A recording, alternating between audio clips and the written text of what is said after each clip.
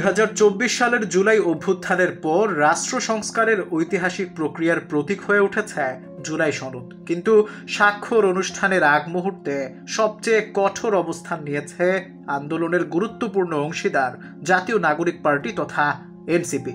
দলটি জানিয়েছে আইনি ভিত্তি ছাড়া তারা সনদে স্বাক্ষর করবে না।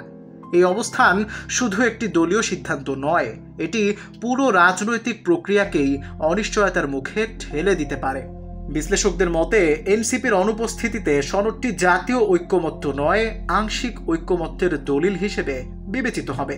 এতে অন্তর্বর্তী সরকারের নৈতিক কর্তৃত্ব দুর্বল হবে, সংস্কার প্রক্রিয়ায় আস্থার সংকট তৈরি হবে এবং রাজনৈতিক মেরুকরণ আরও বাড়তে পারে।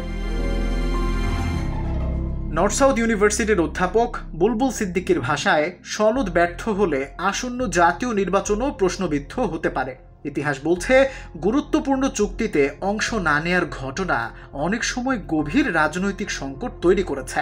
আয়ারল্যান্ডে চুক্তি প্রত্যাখ্যানের পর গৃহযুদ্ধ এবং নেপালে সংবিধান পাশের পর সহিংস অস্থিরতা তার প্রমাণ।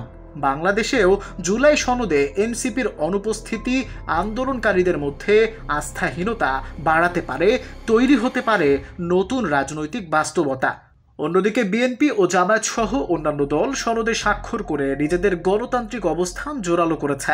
ফলে এনসিপির জন্য এই সিদ্ধান্ত রাজনৈতিকভাবে ঝুঁকিপূর্ণ হলেও কৌশলগতভাবে প্রভাবশালী হতে পারে। বিশেষজ্ঞদের আশঙ্কা, ঐক্যমত্য না হলে সংস্কার প্রক্রিয়া ভেঙে পড়তে পারে, আর তাতে জুলাই গণ অভ্যুত্থানের মূল অর্জনই ঝুঁকিতে পড়বে।